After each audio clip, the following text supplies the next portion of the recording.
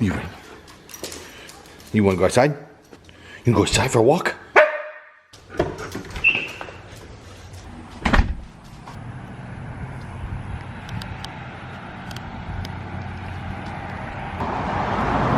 Girl.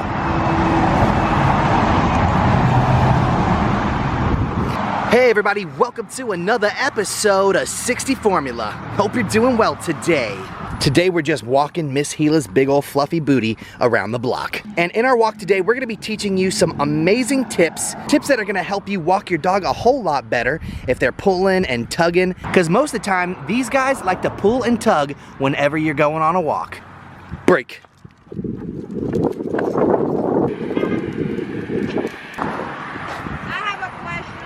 Yes. You want another dog just like that one? No, thank you. Is that a girl? Yes. I got a boy. You have a boy husky? Where do you live? Right here at 1818. I already have two. Already have two? Yeah, I have another one at Why home. would anybody just stop? I live in two houses across the little creek. Okay, I will. I'd like to get rid of it. The people's being mean to me. Okay, thank you for letting me know. It's really hard to get your Doggeroni pizza to do one of these sit and stays whenever you're going on a walk. So today I'm gonna teach you guys exactly how to get into the groove, get into the swing of getting your dog to sit and listen to you when you go on a walk. It's super imperative because going on a walk can be one of the most dangerous things you can do with your dog. What happens if you fall over or your dog runs away from you, runs out into traffic, like right out there? So it's very important to get used to the tips and tricks necessary to walking your Siberian Huskaroni pizza on a leash. And the very first tip that we recommend is get yourself a short bungee lead. You don't have to have a super long leash when you're teaching your dog how to properly walk. Now, typically I use one of these short bungee leads. They're only about 6 to 10 feet long. And what this does is it teaches your dog to get used to walking next to you, not far away. Now, everyone in the world will decry flexi leads. They'll be like, never use a flexi lead. They always hurt people every single time. The fact of the matter is that you have to be responsible in order to use a flexi lead. So just start out with one of these. If you're a beginner, start out with just a short bungee leash, and then let's teach your doggo the basics. Now, if your dog cannot sit outside, we recommend you teaching them how to sit inside and then move your way to sitting outside. They're two different training processes. If your dog can't sit just like this before you even go on a walk outside, you have to start there. So do yourself a favor, make sure your dog can at least sit and stay before you start doing hardcore walkies. Siberian Huskies love to pull. No matter how well trained they are or not, they always want to pull you because they want to lead the way. Huskies are born leaders. That's what they do. And if you have a husky that don't do it, well then I guess your husky is meant for the booty in the back, baby. So just get used to your husky pulling a little bit. You can master them to stand by your side and heel perfectly. That's just all up to you. You gotta decide, broski malowski. Now I'm gonna mention this right now. It's not on the list of tips and tricks, but it is worth mentioning. Be sure that you bring a whole bunch of high value treats with you when you're doing your walk. Doggos love to respond and listen very well when you got like turkey or dog treats in your hand, so don't forget them. And also don't forget those poopy bags. Your dog's probably gonna do a number 2, especially Huskies. When they get moving and they get that exercise going, they like to squirt out like 3 or 4 number 2s. Walking the dog, having so much fun walking the dog.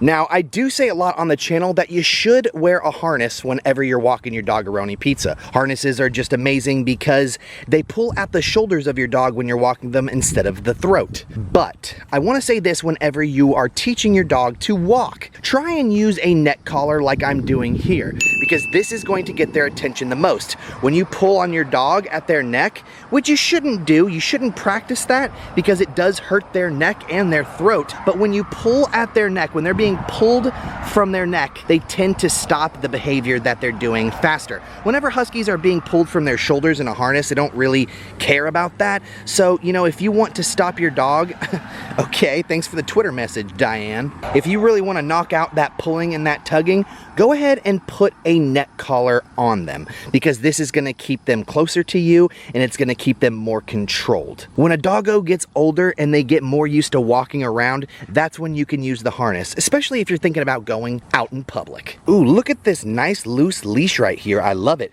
This is the kind of magic you're looking for. When your leash is just hanging and chilling like this is the best case scenario. This is when you want to bust out the treats and be like, good job, doggo. Now this right here, this is the problem. This is what you want to try and cut out. But like I said, it's natural for a husky to practice this. So don't get mad every single time your doggo is pulling. Now, every once in a while, every few hundred feet, I make Gila stop and sit. This is just good practice for her to listen to my commands and pay attention to what I'm saying. So every few hundred steps, what I do is I have Gila just sit and stay. Look at this leash, just perfect. Sit.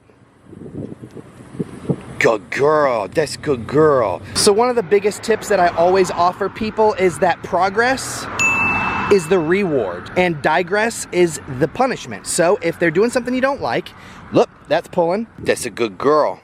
Thank you so much. Break. There you go. That was a much better launch. So once you do this over and over and over again, your doggo is going to calm down and eventually they're going to get it. And that's when you reward them by moving forward. Now Gila is tugging me a little bit more right here, but that's okay. I'm just going to let her keep going. Gila, sit. Good girl. That's good girl. Now you can see there's something in the road right here. I think it's doo-doo that she really, really wants, but I'm going to get her to skip that by making her sit. Thank you.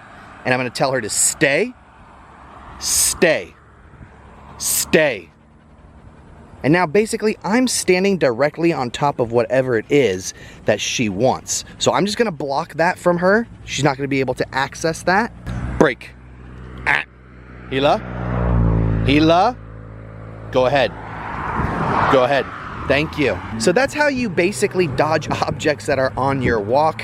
What I do is I just stand in front of it and make sure that they are blocked from ever messing with it. Now at this point in the walk, Gila's doing pretty good. She's slowing down a little bit. Her excitement is wearing down, and you're gonna find that the longer you walk your husky, the more energy that they expel, and they're gonna be way, way, way tired. I just wanted to make this video for you guys so you guys can see how we practice our walks every single day. Come on. No more DMs. You did enough Twitter for today. You did more Twitter than I've done. You're doing pretty good, lady. You're doing pretty good. You're like a 7 on a scale of 1 to 10 right now. Yeah. Walking my cute big booty on a Sunday evening, and it feels so good. Look at that booty flag waving all over the place in the neighborhood. Now there's a whole bunch of other things that you can do if you want to walk your doggo way more professionally. For example, you can teach your dog to heel, which basically means your dog will walk right by your side. Now, I'm not that strict when it comes to Gila or Britney Spears. As long as they're moseying along and they're keeping the leash nice and loose, then I'm fine with it. But some people really, really prefer their dog be by their side and walking at a mega, mega slow pace. And I may teach Gila to do that when she gets a little bit older, but for now, she's only 2 years old, so she's still kind of a pepperoni pizza. Come on, bub. Now, this is basically what heel looks like. She's like right by my feet right now, and we're just cruising along. She's by my side. Now, in order to do this, you kind of have to look at my hand right here. I'm holding it back so that I'm making sure she's always standing by my side. This is basically how you begin to practice heel. And there's a whole bunch of other things that you can do, like taking a book inside and teaching your dog how to put 2 feet on a book. I'll show you that whole method one day. But for right now, if you want to teach your dog to heel, hold that leash back like this and walk next to your husky. It's a lot easier said than done, especially when you're holding the camera. Look at that butt strut. Go butt. Like, Dad, it's a human. Yeah. Do you know it's a human? Can I touch him? Yeah, she doesn't bite or anything. Hey, you're beautiful. Nice sweet. Oh, no. She just loves kisses. I'm sorry. It's okay. So birdie. See you later now that you've had enough. Bye. Don't poke people in the face. Don't poke people in the face. Second stranger we met today, and you gotta poke them right in their face. That's good. Tip number 538, teach your husky not to jump in other people's faces. She's like, Dad, that's an episode for another day. All right, and tip number 3, this is basically the best tip that I have for you guys. I always practice this, and it comes in handy. Whenever you're approaching a road like this, whenever you're approaching a street, Make your Husky sit before they cross every single time. Gila, sit. Good girl. That's my good princess. You gotta wait for daddy to cross the street. Stay. Good girl, stay. Okay, break. Good girl. Now I'm gonna let her run a little bit because the asphalt is just a little bit too hot for her little pink feet. And basically those are the 3 tips and tricks that I have for you guys. Practice them, use them well, assess them positively. They will come in handy and teach your doggeroni pizza how to become an effective walker. When you apply all 3 together, they learn how to walk at a steady pace, and you learn how to become a more patient person. All right, we're gonna cross the street again, okay? So I need you to do me a favor. Can you sit? Good girl. Stay. You ready? Break. Run across the asphalt! Run! Oh my god! Run!